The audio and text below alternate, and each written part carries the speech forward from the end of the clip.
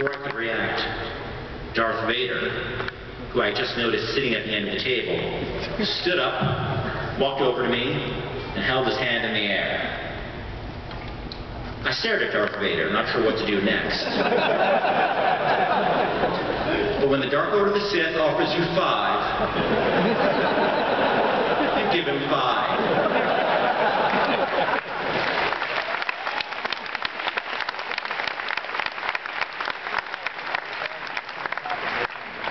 Vader handed me 5 right back. And then the helmet went off, and it was Bill, the kid from the bus. Before I fully remembered it was Halloween, Bill was leading me back to the snack table. Hey Ken, glad you can make it. Grab something to eat and sit next to the Dungeon Master. The module that night was the mansion of Mad Professor Ludlow, right out of the latest issue of the Dragon magazine. If you laugh, I'm based on how fucking old you are, so don't laugh. The DM handed me a character sheet and told me that the party could use a fighter or a paladin, but no pressure. I asked this kid, who happens to be sitting right over there, what his name was. Drew, he said. 3 months later, I'd be spending most weekends at his house playing Star Raiders on his Atari 800, listening to Monty Python albums and getting up early on Sunday to watch Doctor Who and The Prisoner.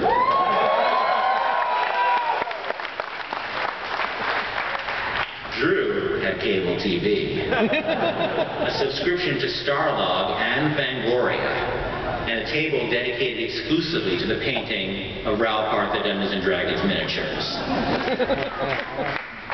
At first, the video games and the sci-fi movies and the role-playing were the reason our D&D group got together. After a year or so, they became the excuse.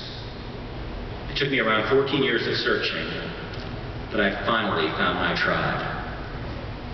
But then it was 1982, and then it was 1983, and then things started to change. We'd still play D&D, but there were strange new additions. I'd look around the game table and see all the familiar faces, Drew, Bill, Doug, John, Rob. But now there were new faces. Female faces. Let me let you in on a little secret. When certain members of your D&D group start inappropriately buffing other members of your D&D group, when certain members of your D&D group start handing over primo loot drops to other members of your D&D group who don't necessarily deserve those loot drops, and the beneficiaries of this generosity happen to have names like Heather, Kelly, and Pam, the days of your D&D group are fucking numbered.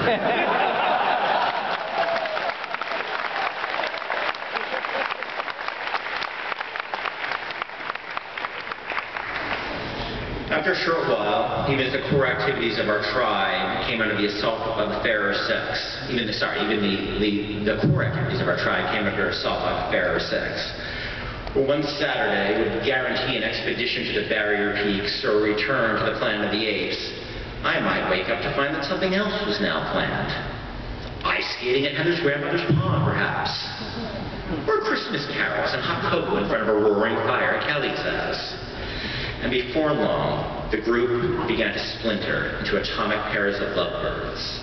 And then things really began to fall apart. No, Doug and Kelly can't make it. They're going to the movies. John and Pam are headed to the mall. Bill and Heather are going on a picnic. Lacking a girlfriend of my own, my feelings of surprise confusion more slowly into betrayal. The truth is, my tribal brothers were simply ahead of me in the game. Feeling the wind of impending adulthood beating against their faces, they were just waking up and smelling what was coming in the future. College was the warning shot that alerted them to the things that lay down the road: jobs, families, health insurance, 401k plans. And back in 1983, when one tried to put the player's handbook, Castle Wolfenstein, and the Wrath of Khan into a spreadsheet called adulthood, Lotus 123 returned to fucking syntax error. As the tribal activities began to peter out, I was forced to reevaluate. So where the hell was somebody who spent the last 3 years playing D&D every weekend going to go where he might feel comfortable? What social group would possibly accept someone with limited social skills and extensive improvisation gleaned from the late-night parlays in the Temple of Elemental Evil? Only one place. Yeah.